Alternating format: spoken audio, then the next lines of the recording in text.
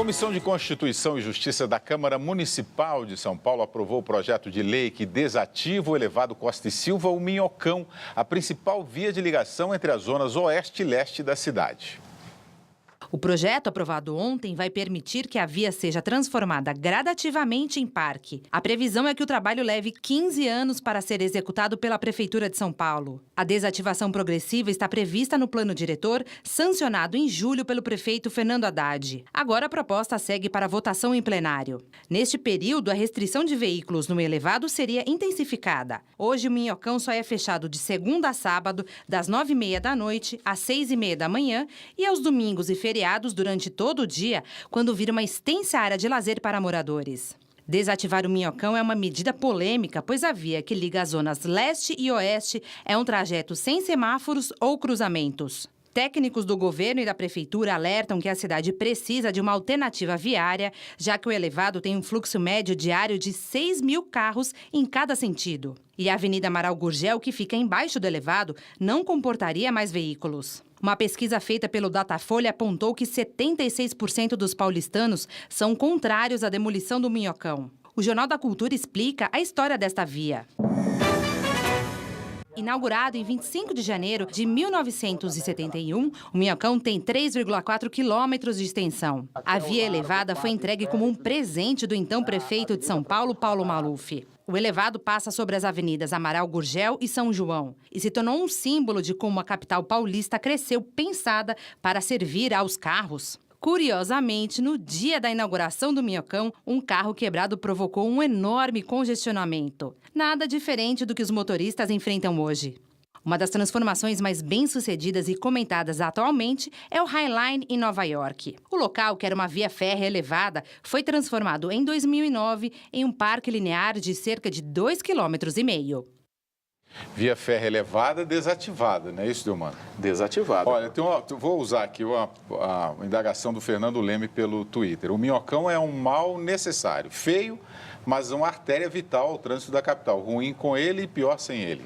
Ele é uma excrescência, mas ele é necessário, porque aonde vão os carros do Minhocão? Mesmo que venham se construir túneis, primeiro tem que se construir um túnel antes de tirar essa importantíssima ligação entre a zona leste e oeste. Agora, nós vivemos um grande contrassenso em São Paulo, porque aonde tem verde, e a luta do Parque Augusta, que não vai ser mais parque, nós temos lá no Panambi uma grande campanha SOS Panambi no Facebook, vão derrubar, William, 5.500 árvores para construir mais de 350 mil metros de laje num pulmão verde de Mata Atlântica. Ou seja, aonde tem verde, as construtoras derrubam, retiram. E aonde tem uma importante via pública, querem transformar em parque. Ou seja, é um contrassenso. E esse novo plano diretor, nós vamos ter a lei de zoneamento, que será apresentada ao parlamento aqui municipal dia 30 de janeiro.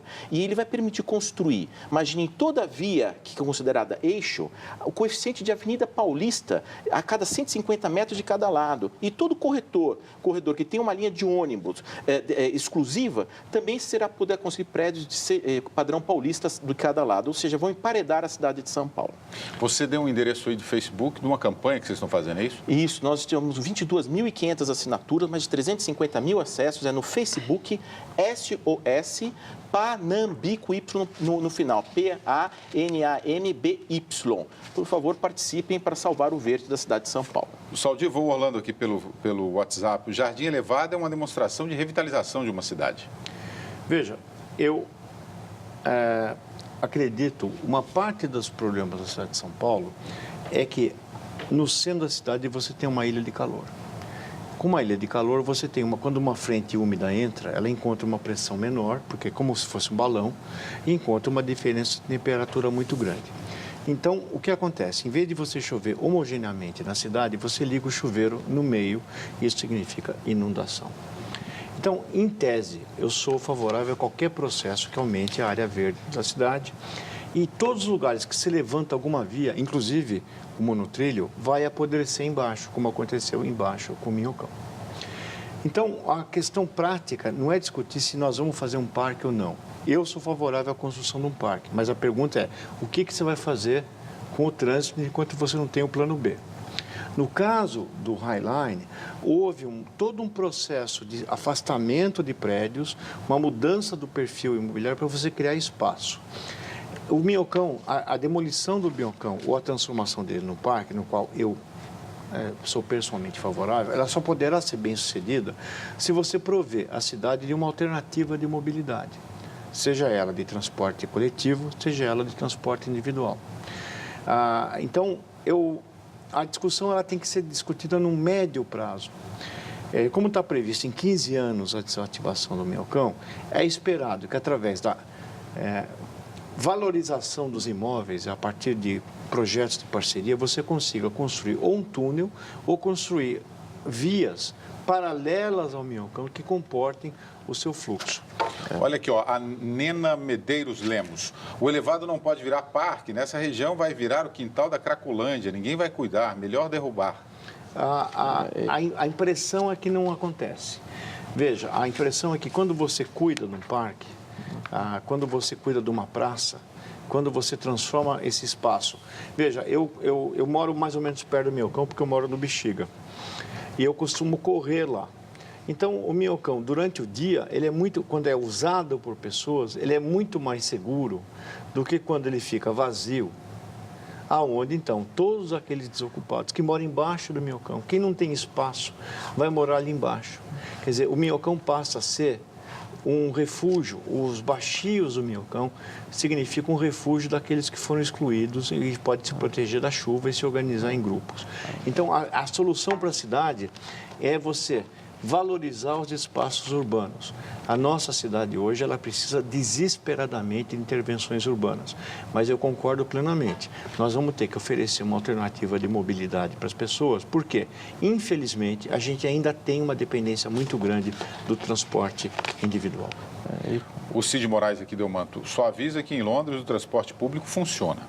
E precisa ver o quanto custa esta alteração, porque vão ter que ter vias laterais para os carros ou túnel, quer dizer, qual o custo para os cofres públicos, qual o custo para os bolsos dos contribuintes, não é?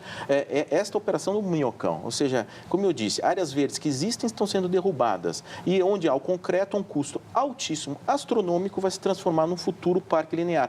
Todos os parques são bem-vindos, mas como na política nós temos que optar, né, são eleger prioridades e a fortuna que vai custar isso, esse dinheiro poderia se beneficiar a outros parques, tantos parques estão clamando para sobreviver e estão sendo dizimados, infelizmente, na cidade de São Paulo. Delmanto, agora, rapidamente, por que áreas verdes vão ser destruídas em São Paulo?